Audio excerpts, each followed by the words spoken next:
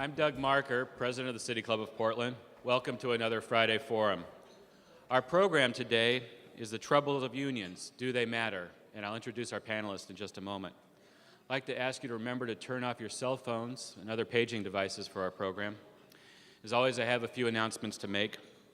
Our program next Friday, May 12th, is The Great Disconnect circa 2006. How public confusion impedes political solutions to some of our biggest problems. And our speaker will be Adam Davis of Davis, Hibbets, and Migdal, Incorporated. On Wednesday, May 10th, our Citizenship and Government Issue Committee meets from 5:30 to 7 o'clock at City Club Commons for a presentation on the 2005 Portland Watershed Management Plan. That meeting is free and open to the public. On Tuesday, May 16th, our new Leaders Council and our Education and Human Development Issue Committee will be taking a field trip to Vernon Elementary School for a tour and lunch with Principal Joan Miller to learn about the successes and challenges associated with that school's recent restructuring. This also is a free event, but you do need to register in advance by contacting our communications coordinator, Tim Kraus, at the City Club office. I'd like to recognize a new member joining us today and ask her to stand when I say her name. Sandra Stevens? There we are. Welcome to City Club. I love putting people on the spot like that. Our membership drive has been going on now for 10 weeks, and so far we've welcomed 100 new members. Thanks to all of you who have recruited new members, and please continue to tell people why you are a member of City Club and encourage them to join. This is also a great time to purchase a membership for someone else. A number of our younger members, in fact 2 who currently sit on the Board of Governors and 1 who's sitting at the table, first received memberships in the club as college graduation gifts. Thank you, Paul. A gift of City Club membership for a graduate or someone new to Portland can open doors and point the way to meaningful involvement in civic life. Our sponsors this quarter, who make broadcast of City Club possible, are CH2M Hill, Schwabe, Williamson & Wyatt, and West Coast Bank. Would you join me in thanking our sponsors?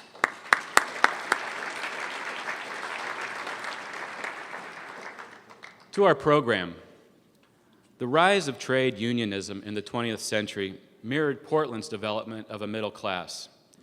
Union workers in Portland's shipyards, longshore, steel and lumber mills found stable employment, health benefits, and the 40-hour work week. Their wages allowed them to build the homes that make up neighborhoods from St. John's to Selwood. Their children could complete school instead of having to go to work at age 13. Comfortable retirements were possible. That's the idyllic look back at unions in the American economy. Today, union membership has declined from over 30% of the workforce in the 1950s to under 13% today. The major union federation, the AFL-CIO, has seen 5 of its largest member unions depart to form a new activist coalition, Change to Win.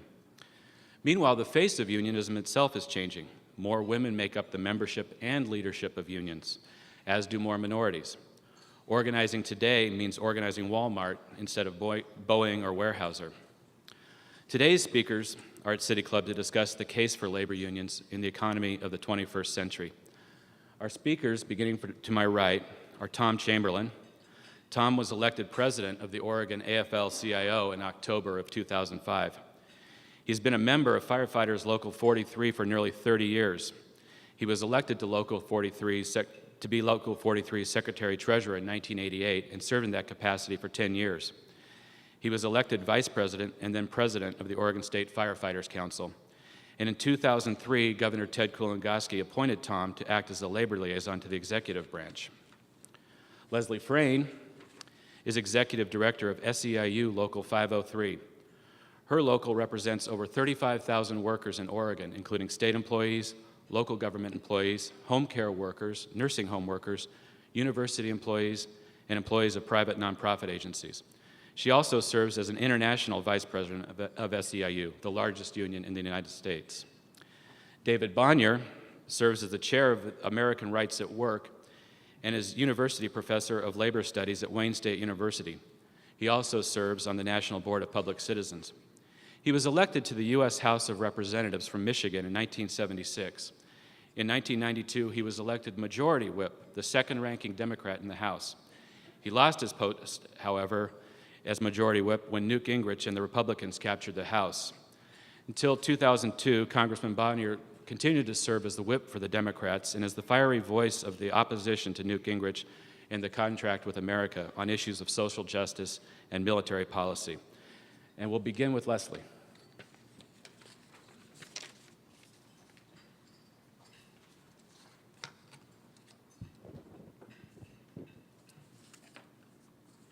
Good afternoon. It's been a tough decade for working Oregonians. Workers' real income has plummeted, and Oregon has lost thousands of decently paying jobs. Most new jobs provide lower wages, inadequate health insurance, and no retirement security. Our flawed tax system and stagnant political climate make it hard to imagine turning the tide for workers through traditional political means. Of course, these problems are not limited to Oregon, but rather reflect national trends. Consider three facts. One, despite rising productivity, average real wages in the US are lower today than they were in 1973. The wealthiest 1% of Americans now owns more than the bottom 90%. The average CEO in the US now makes over 300 times what the average worker makes. Compare that to just 30 years ago when that differential was 26 times as much. In combination, these statistics describe a relentless trend toward the enrichment of an already wealthy minority and the impoverishment of the working majority. Talking about this trend, Alan Greenspan, not my idea of a left-wing extremist, recently said, quote, "This is not the type of thing which a democratic society, a capitalist democratic society, can really accept without addressing." What Greenspan didn't tell us was what we should do to address it. I would argue that addressing this trend requires organized political and economic power aimed specifically at lessening economic polarization in America. Furthermore, I believe that the entity most able to build that power is a revitalized labor movement that includes working people from the new economy as well as the old, professionals as well as blue-collar workers. A movement of average Americans, people who find that the American dream is increasingly slipping out of their reach. Why the labor movement? Well, partly by default. Robert Reich was onto something when he said that, quote, "Organized labor is an aging, doddering prizefighter, but it's the only fighter in that corner of the ring." Certainly, the major political parties in this country don't seem to be clamoring to adopt reducing economic inequality as their core mission. But in addition to the lack of competition for the job, it's also because the labor movement can be an extremely successful advocate for the needs of working families, both organized and unorganized, both in politics and in the labor market. Recent history in Oregon provides some examples. 2 successive ballot measures to increase our state's minimum wage were initiated, led, and funded by organized labor. This despite the fact that most union members earn significantly more than minimum wage, so the measures had little direct impact on our members. A more recent example is when, during last month's special session, Oregon's legislature finally capped interest rates charged by the state's usurious payday loan industry. Speaker Minnis only reversed her opposition to interest rate caps after a ballot measure campaign focused public attention on her immensely unpopular stand. That ballot measure campaign was led and funded by my union, SEIU, and the Oregon Education Association, and supported by a broad coalition of allies. In the labor market as well, unions slow the trend toward increasing inequality in myriad ways. On average, union members earn 28% more than non-union workers, and that differential doesn't go away when you control for region or occupation. When you look specifically at Latino and African American workers, the union differential is even greater, suggesting that the labor movement blunts the edge of racism, at least in terms of wages. Unsurprisingly, the union differential is even greater when you consider benefits as well as wages. I'm often asked whether the labor movement is a dinosaur, a vestige of another era, whether we're still relevant or even needed. And although the question is often posed cynically, it's a question I try to answer seriously. For me, the easy part is whether the labor movement is still needed. When employees of bankrupt multinationals lose their pensions while corporate executives get multi-million-dollar golden handcuff bonuses, the labor movement is still needed. When Walmart's CEO earns $5.23 million in a year while taxpayers pay for the health care that his Medicaid-eligible employees receive, the labor movement is still needed. Here in Oregon, when Portland Public Schools proposes dealing with its budget crisis by eliminating health coverage completely for newly hired nutrition services workers who make $9.06 an hour despite Portland's living wage ordinance, the labor movement is still needed. The question for me is not whether the labor movement is needed, but whether we are still effective. Despite victories that we are appropriately proud of, I believe we are less effective today than we were half a century ago for at least 3 reasons. First, the edifice of federal law protecting workers' rights to organize has been dismantled over the decades in ways that make it increasingly difficult for workers to join unions. Second, changes in the global economy have diminished unions' leverage. Professional as well as production workers now work and compete in a truly global economy. And third, organized labor as a whole has made strategic errors that have undermined our own effectiveness. We can trace the trajectory of the labor movement's decline by measuring the decrease in union density, the percentage of American workers in unions. 50 years ago, 1 in every 3 American workers was in a union. Today, it's 1 in 8, and even lower if you look at the private sector separately. Unfortunately, instead of sounding the alarm and making the restoration of union density our top priority, too many labor leaders have been content just to play defense.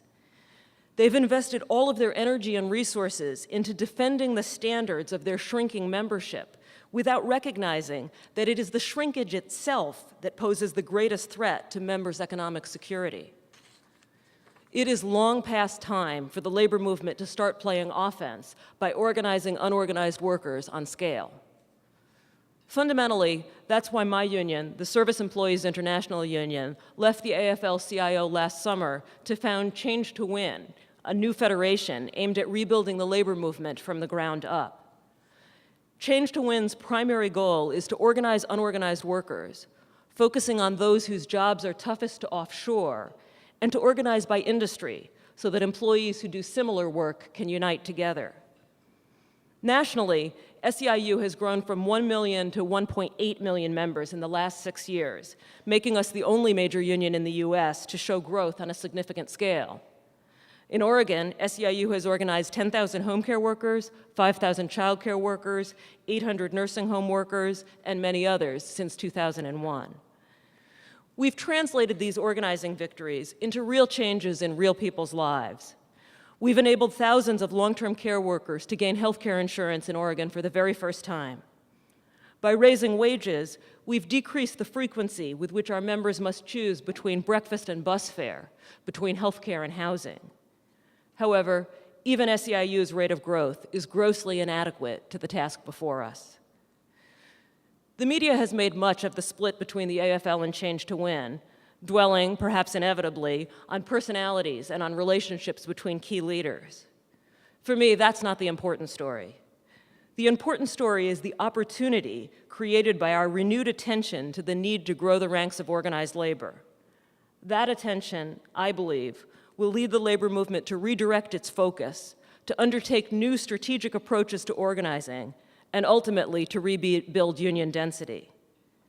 If we succeed in this project, we'll see a revitalization of political and economic advocacy on behalf of the majority of Americans who've been left out in the cold by trends that funnel more and more of our nation's wealth into the hands of a privileged few. And despite years of accumulated cynicism, despite the depressing dirge of the daily news, that possibility gives me hope that it's not yet too late for working families in this country to regain a grasp on the American dream.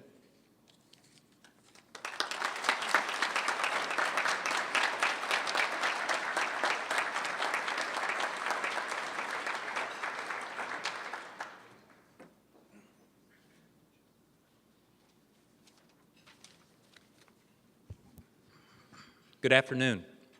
It's a pleasure to be here today with you. Question, do union matters? I bet you know what my answer is to that. Some of you grew up in union households, some of you have worked for unions, some of you have been touched by unions, and some of you have never been involved with a union whatsoever. But for me, I grew up in a blue-collar Portland neighborhood where everyone on my street belonged to a union. And from an early age, my father taught me the value of unions. He was raised during that Great Depression. My dad told me about people of his generation who suffered for years because workers had no voice. They had no power. And following the growth of unions in the 1930s and 40s, family wage jobs in the 1950s and 70s were easy to find if you were willing to work hard. And with a ninth grade education, my dad was willing to work very hard. He held union jobs as a postal worker, bus driver, machinist. You see, he was always trying to do better. He was always trying to provide for his family. And there were many times he was out of work.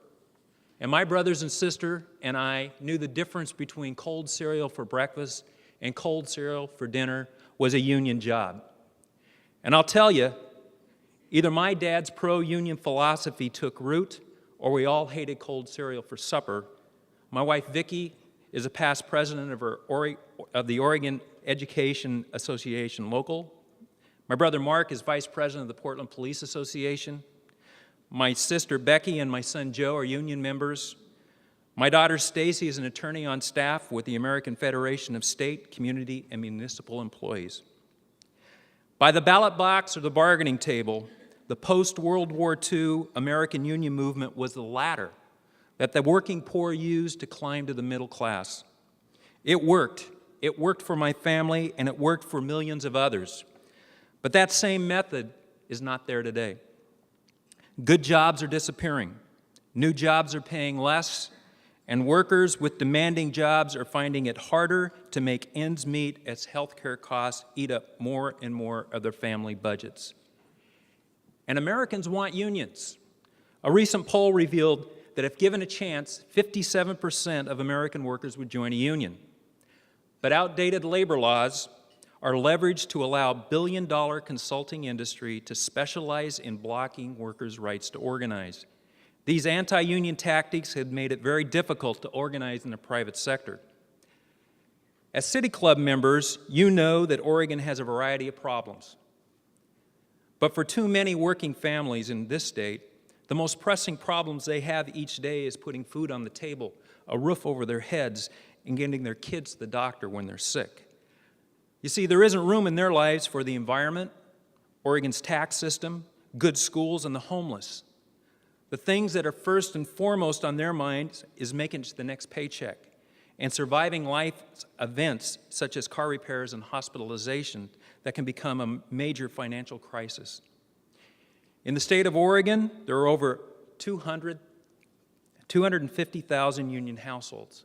There's a community affiliate of the AFL-CIO called Working America. Each day, 10 to 15 organizers are in Oregon streets, signing up citizens who believe in our working family agenda, but do not belong to unions. Today, there are over 35,000 Working America households, and by the November election, we anticipate we'll have close to 70,000. Now, admit it. When I say union leader, some of you think of an old, fat, white man sitting in a back room, smoking a cigar, cutting a deal. That's not what organized labor looks like today. We're multicultural, men and women, grassroots organization where the members elect their leaders. There are over 100,000 Oregonians who earn the minimum wage, and that's why the union went to the ballot box with minimum wage initiatives in '96 and 2002. We now have the second highest minimum wage in the country. And did you know that 80% of Oregonians without health care have full-time jobs?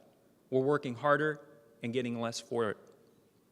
Currently, the Oregon AFL-CIO is partnering with Workforce Development, Economic Development, and the Governor's Office to develop and expand manufacturing apprenticeship programs. We have an aging workforce.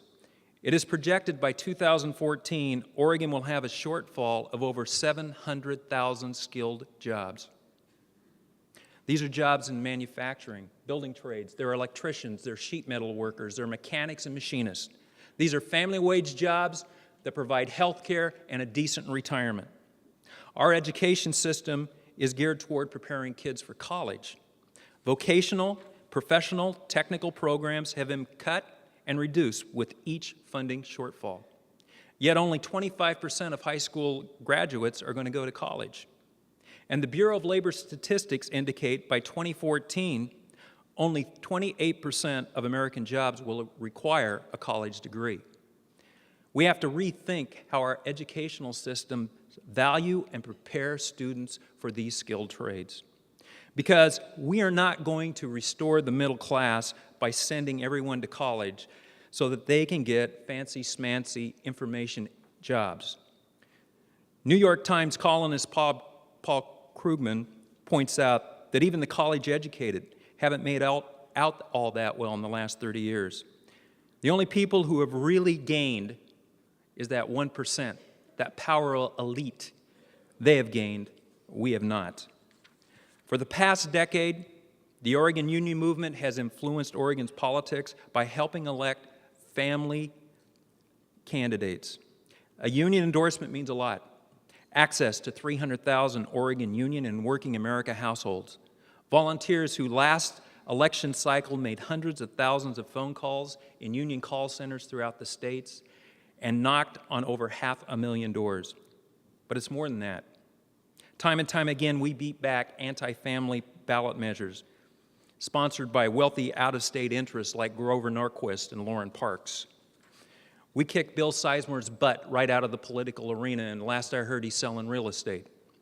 We exposed fraud and abuse in Oregon in our initiative system, and we passed reform to clean it up. And unions are leading the charge on health care reform in Oregon and nationally.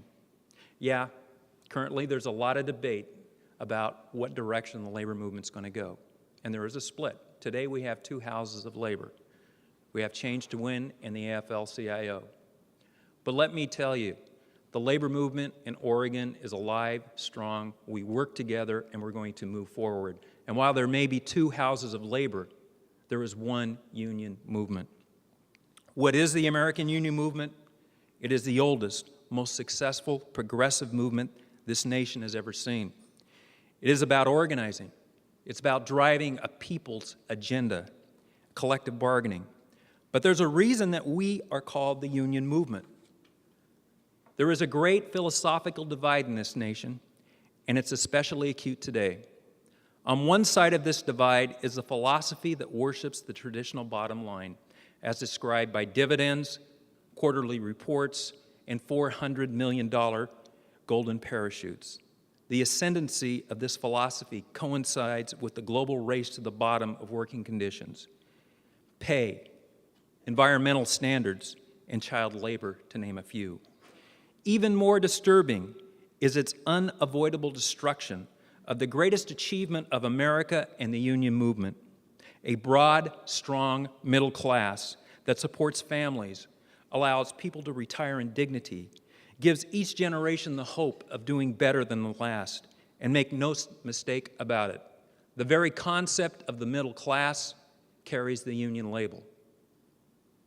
We stand on the other side of that divide and fight this battle for our ideals. You can see that around the nation, and you will especially see that in Oregon. We are working every day to organize and expand our members.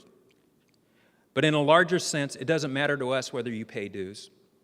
If you believe in preserving and expanding the middle class that forms the backbone of our economy, our family life, and strengthen our nation, you are union. If you believe that people should be free from fear that they can be financially wiped out by a single illness, you are union. If you believe that a decent and secure retirement is a just reward for a lifetime of hard work, you are union. And if you believe that we are stronger as a nation when we stand up for each other instead of plotting ways to divide us one against the other for partisan advantage, you are union. One of the great songs of our movement is "Look for the Union Label." I hope you will look for the union label when you buy products and services.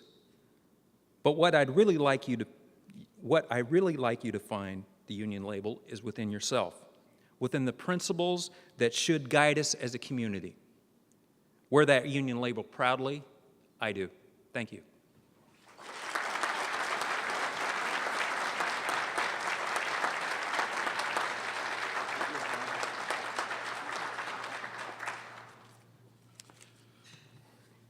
Well, good afternoon. It's an honor to be here with you in this really fabulously looking city, and I want to thank the City Club and my colleagues who are on the panel, and also I want to thank Steve Kovic for his hospitality and for arranging my presence here today. It's wonderful to be with you. Like Tom, I grew up in a union family. My father was a union printer. My grandfather was a UAW member, worked 30 years at an auto plant, and I learned my values at the dinner table as they talked about their life experience and what the union had meant to them.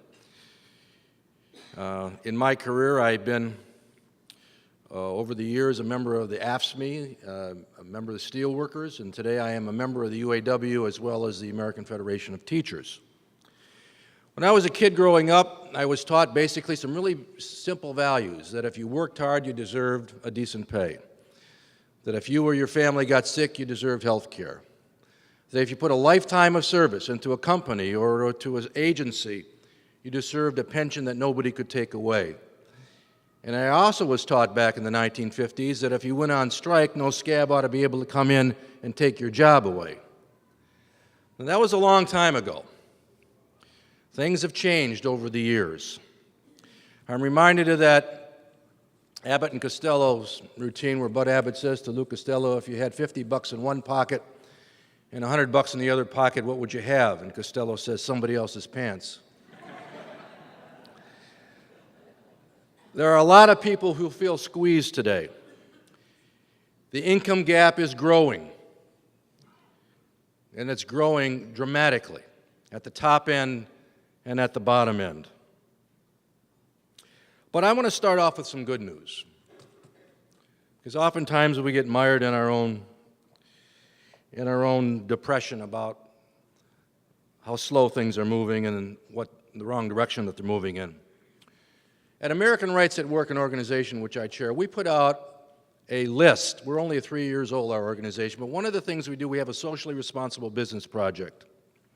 And we put out a list of the 10 best places to work. It's called the Labor Day List, Partnerships at Work. And there are some of these here somewhere, and you should get a copy before you leave. So what do these companies have in common? Brightside Academy, Catholic Healthcare West, Singular Wireless, Costco, Douglas County Schools, Harley-Davidson, Kaiser Permanente. What do they have in common? Well, what they have in common is they make a lot of money, except for the school district, which makes enough to do their responsible work, and that's educate their children. They are good community citizens. They practice democracy in the place where people spend most of their day, and that is at the work site. And they make a tremendous difference to their community. Harley-Davidson is a good example. They were in deep financial trouble.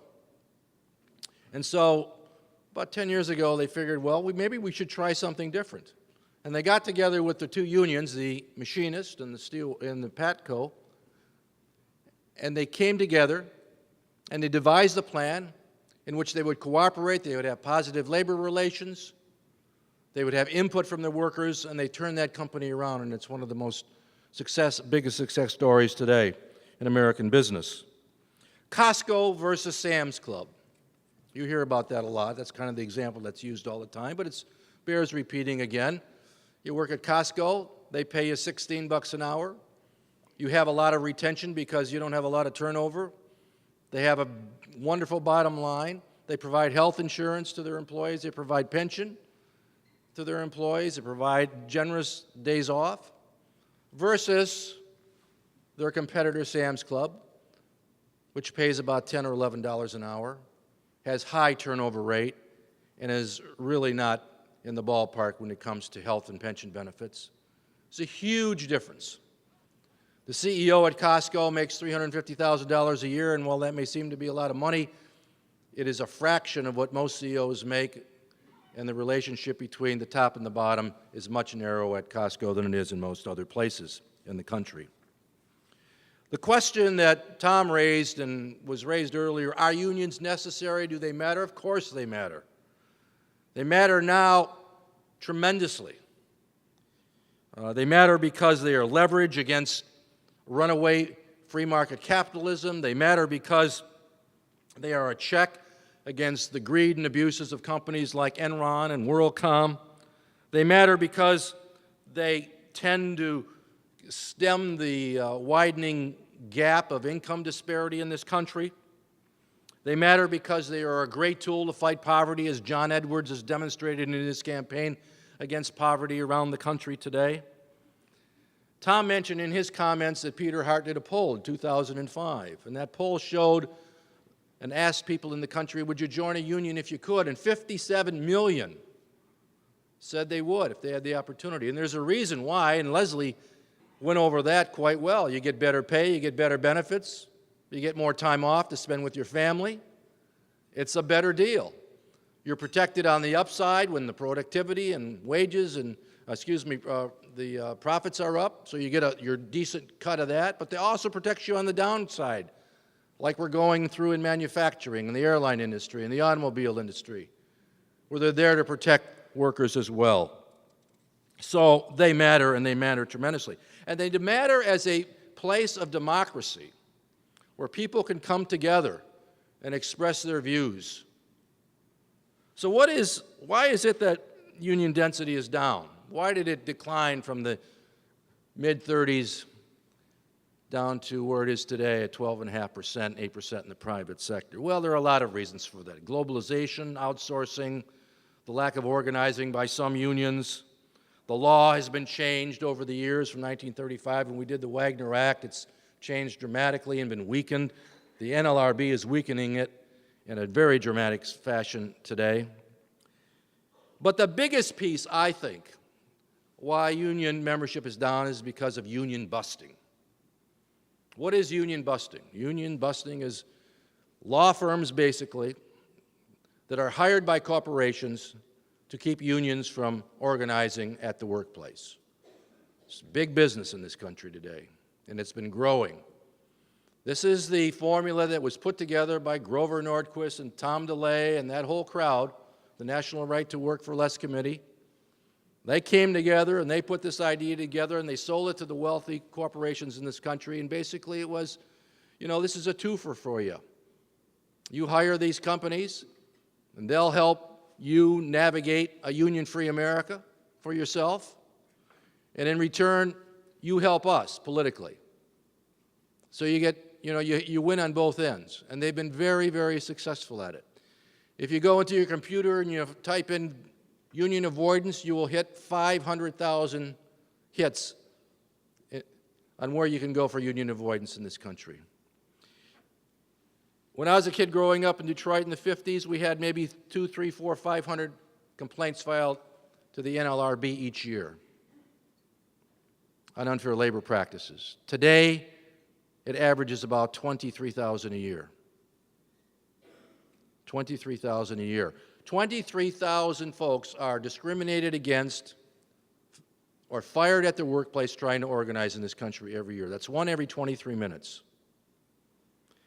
And the NLRB election process is totally broke. We did a study at American Rights at Work on the nursing home workers down in South Florida. These are women mostly who make $7 an hour, no health care, no pension, no other benefits, very little time off. They vote for a union. They win the election. The employer appeals to the NLRB. Election wasn't fair. The NLRB may take 5 months, they may take a year, they may take 2 years to decide whether the employer's appeal is correct. They make a decision, they uphold the worker. The employer says, okay, then I'll go to the federal courts now. They go to the federal courts. It takes 5 to 7 years to get a decision. In that time, the union dissipates. This goes on all over the country every day. It's the biggest reason why people are not organizing under the National Labor Relations Board's election process. They're doing it through card check today. A system, by the way, which is prevalent in Canada. That's how they do it in Canada and Western Europe. You get 50% of the workers who want a union. They sign a card, it's verified, and the employer agrees to recognize it. Under the system of elections, roughly 90% of corporations and companies will hire a union buster to come in to run their campaign not to have a union. 50% will threaten to move their company overseas. 30% will fire illegally one of their employees or 2 or 3 of their employees to send a message to the rest that this will happen to you if you vote in a union. And about 34 to 50%, depending upon what part of the country, bribes are given out. These are all facts that come from Kate Brofenbrenner, who was a scholar at Cornell University, and a recent study that American Rights at Work Commission that was done by the University of Illinois at Chicago on intimidation at the workplace. At American Rights at Work, and I'll finish with this, what we do is we tell these stories of these workers, stories of Marie Guadalupe Lopez, who was locked in an elevator by her supervisor and another employee until she signed a decertification of a union. We tell the stories of Verna Bader, who was a 72-year-old grandmother in Detroit who tried to form a union because she couldn't get the company to get rid of an electrical live wire that was hanging over her head. She had no other recourse, and then when she tried to form a union, her and her 4 colleagues were fired. We tell these thousands of stories that are out there. We do it through our website, where we watch what the NLRB does, the National Labor Relations Board, and comment on it. We're sort of their watchdog. We do it through press releases. We do it through research. We have a national radio show now on Air America. It's called Workin' It. It's on Saturday. You can get it on the Eugene station here in Oregon at I believe it's at 10 to 11 o'clock in the morning. We're working to get a TV show, as well as also making sure we do something in the film industry. We have a socially responsible business project. In addition to the Labor Day list, we do our Eleanor Roosevelt Awards every year. This year we had our awards, and we honored Danny Glover for his work. We honored Tom Morello, who is a musician in Rage Against the Machine and now with Audio Slave, for all his work. We honored Studs Terkel for a lifetime of service. He was great. He was fun. He was fabulous. And we also honored Singular Wireless and Walden Assets, a investment company out of Boston, for their socially responsible activities. So, in conclusion, let me just say that for those of you who are out there who are progressives or want to be progressives or thinking about being a progressive, you can't have a progressive movement without a good worker movement or a labor movement. It just doesn't work. All you have to do is look at the political numbers in 2000 and 2004 in the presidential election. Al Gore lost every right to work for less state. There's 22 of them in the country, except one, Iowa, which he barely won. John Kerry lost every one of those 22 states. There's a reason for that. The more members that belong to labor unions, the more educated they are about politics and economic democracy. They tend to vote 2-to-1 progressive. It's been the story for as long as there have been labor unions. And the more of them there are, the more there are of labor members, the more there are going to be progressive politics. It's the reason why the progressives don't control the Congress, don't control the presidency, don't control virtually anything anymore in this country. And you can track the decline of union density with the fortunes of progressives and politically, and they track pretty closely. So if we're going to change things, we've got to do it both in organizing, and we're also going to have to make a concerted effort to do it politically as well. I look forward to your questions.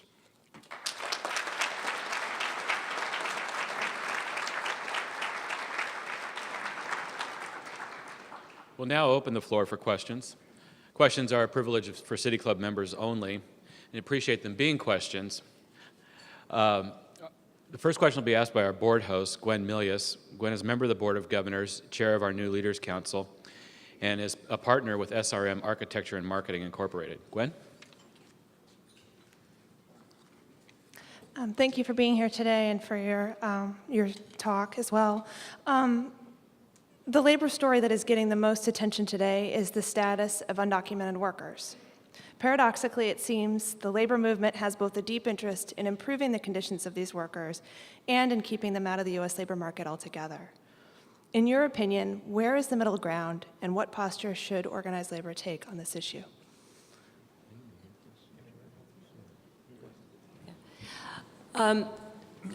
I'm really proud of the role that the labor movement has played and the changes in the positions that the labor movement have taken concerning immigrant workers' rights. Years back, I think that we took collectively a conservative stance to say, well, fewer workers means there's less supply of labor, and that'll drive wage rates up. And in some ways, it was the same argument, I think, that white trade unionists years ago used as an excuse for keeping African-American workers out of the union. And just as we overcame that racism, I think we've overcome the xenophobia represented by the anti-immigrant view, and the labor movement has played a key role in organizing the demonstrations that we saw throughout the country on May 1st. I think there are sometimes some minor differences in sort of positions on specific bills, but certainly the labor movement unites together in opposing the Sensenbrenner bill, which would criminalize being an immigrant and require the forced deportation of millions of undocumented workers.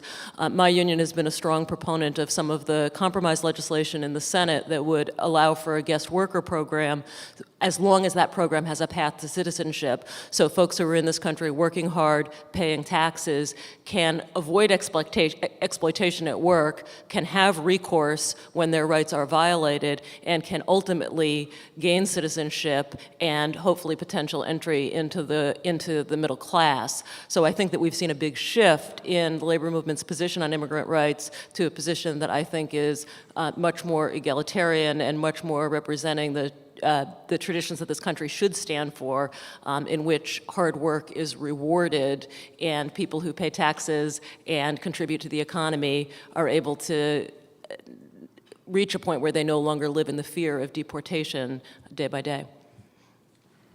I would agree with that answer. I think historically immigrants have been the heart and the soul of the labor movement, and it's important that if you're here, you're paying taxes, you're working hard, you're obeying the law, you have the same rights of association to be able to come together and be represented.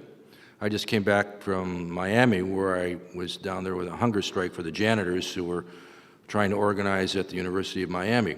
Now, these are folks who were making $6.70 an hour.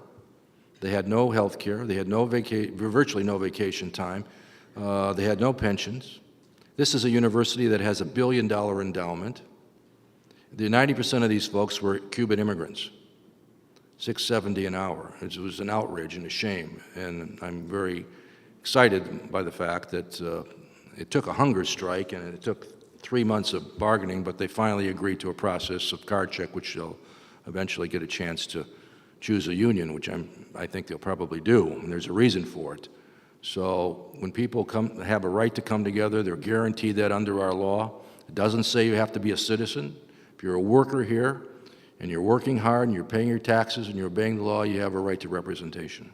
Just to add one comment on the Miami strike, I think it's worth noting that the president of the University of Miami is Donna Shalala, the former Secretary of Health and Human Services under President Clinton, and she was the one who refused to bend during a 9-week strike marked by a 17-day hunger strike by a dozen strikers and then an 11-day hunger strike by union leaders. So that I think that we need to be clear that when we think about who is it who's standing in the way of workers having a free choice about whether or not they organize, let's be clear, it's not just the Republican Party. I agree with everything that was said. The only thing I'd like to add is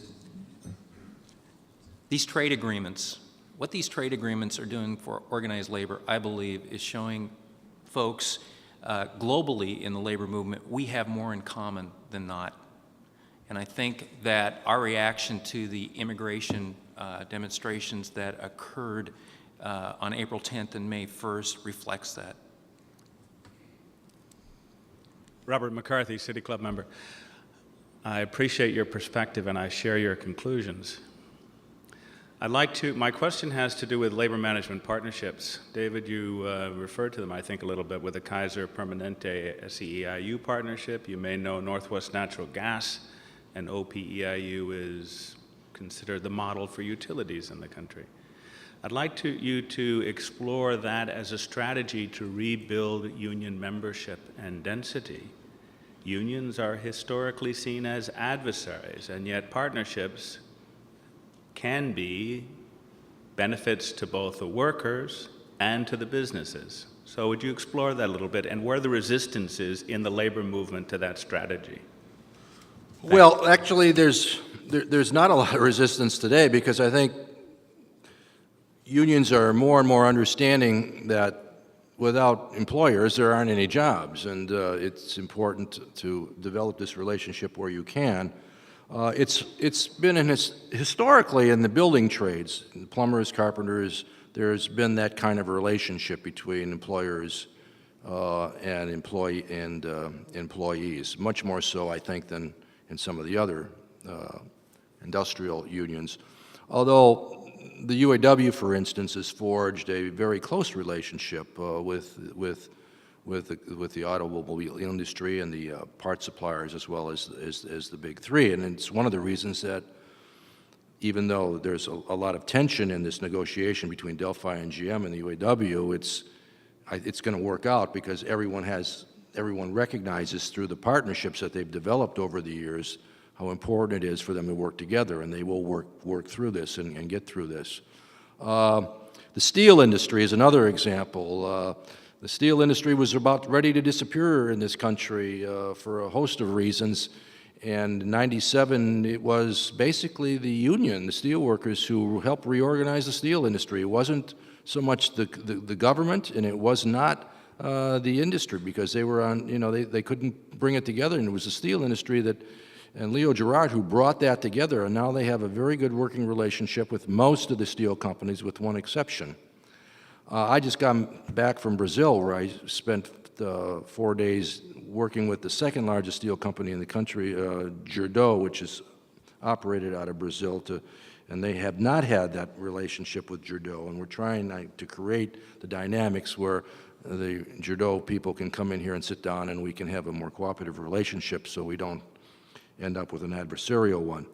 The upshot of my answer to you is that, we've got to keep working on it, but where, you've got to use the carrot and you've got to use the stick, and where we can cooperate, that's the best way to go, and where people like Walmart want to resist, you've got to take the fight, and we're taking the fight to them. And we also believe it's important to contrast. We contrast Kaiser Permanente, Catholic Healthcare West, with some other healthcare systems in Northern California that haven't been so good. We're contrasting Singular Wireless with Verizon Wireless, which is very anti-union, Verizon Wireless. Singular, the biggest wireless company in the country, is very pro-union. In fact, they display the union label in their stores. They talk about the great partnership they have and how productive it's been to their company. So I think you're right on. It's important to emphasize these victories and these strategies. I want to expand the scope a little bit. Chris Smith, Progressive City Club member. Tom, you spoke very eloquently of the American labor movement and referred to some of the impacts of globalization.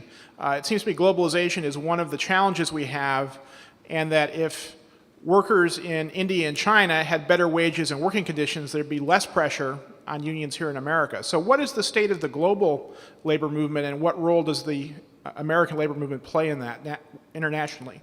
Well, first of all, we haven't had a trade agreement in this country that has adopted the UN's International Labor Organization recommendations for labor standards.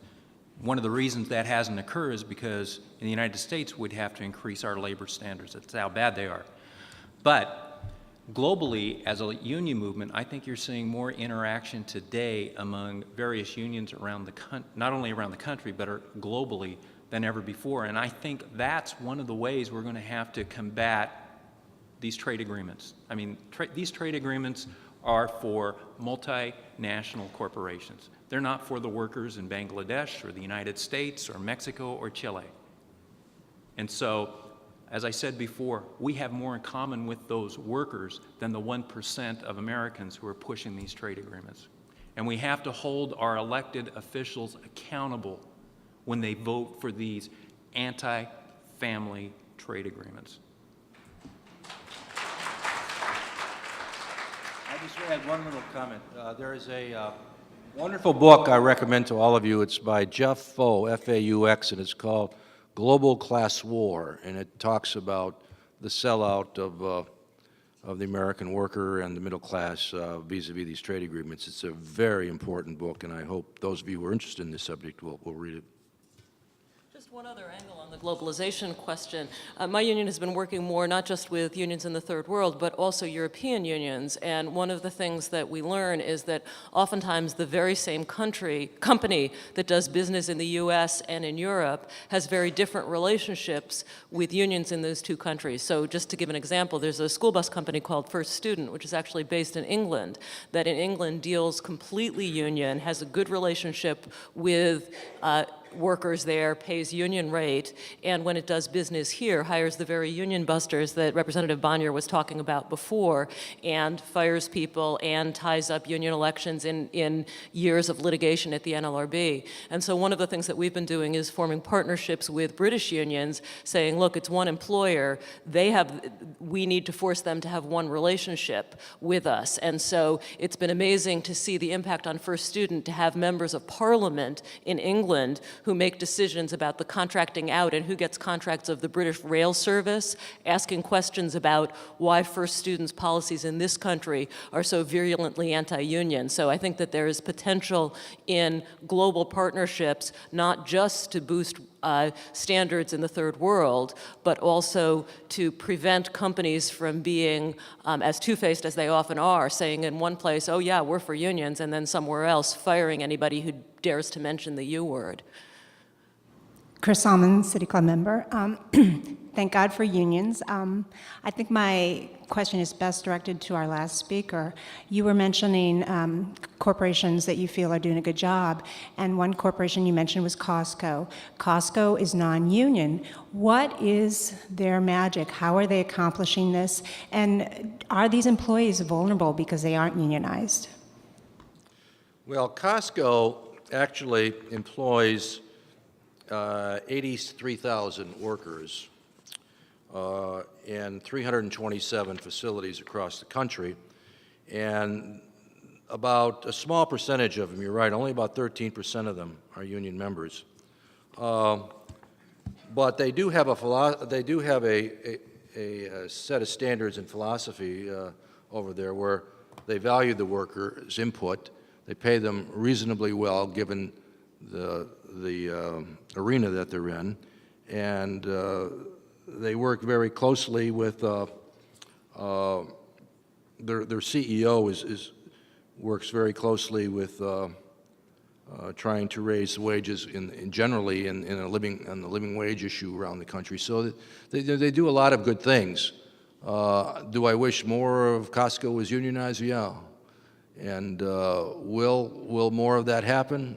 We will see, but I suspect that the whole retail industry, Costco, Walmart, the grocery and retail businesses will be the next big area that you're going to see a huge surge of unionization in this country. The resistance is the most difficult in this area, but I think in the end we're going to have a lot of success there. Just like we had success in manufacturing after very difficult struggles in the 30s and 40s, like we're having success now in the healthcare industry, and the growth, as we've just heard from Leslie, in SEIU and other unions in that area. We're going to start to see it in retail eventually as well.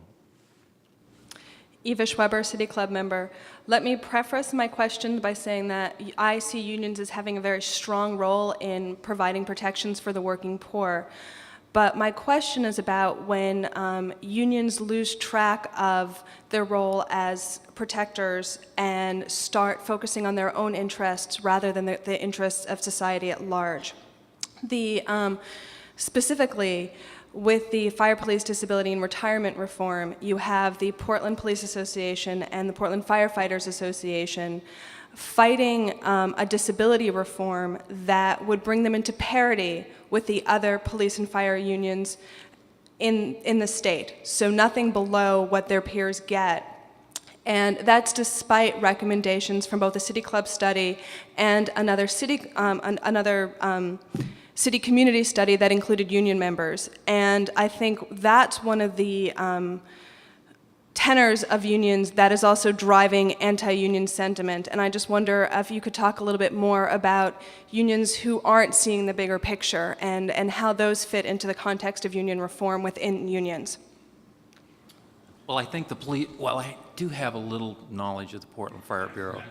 And I believe, my understanding is the firefighters and police are at the table right now with the City of Portland to discuss what makes sense with pensions. Now, what makes sense with pension may not be your definition of what makes sense.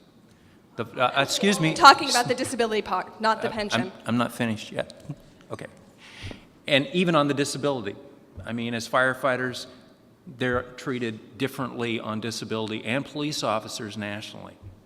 Now, can that system be better? Can it be more streamlined? Can it be more responsive to not only the members but to the community? Can it create more light-duty jobs so firefighters and police officers are not at home being non-productive? And I'll tell you, I used to be the light-duty coordinator for the City of Portland for police officers and firefighters, and those folks that stay home, they don't want to stay home. They're guilty, they develop greater problems, and that's why the firefighters and police officers probably tonight, because I know they've met several times this week, are at the table discussing ways to make the disability system. That's what the union movement's about. The union movement's about making it better for their members. That doesn't necessarily mean at the expense of the taxpayers.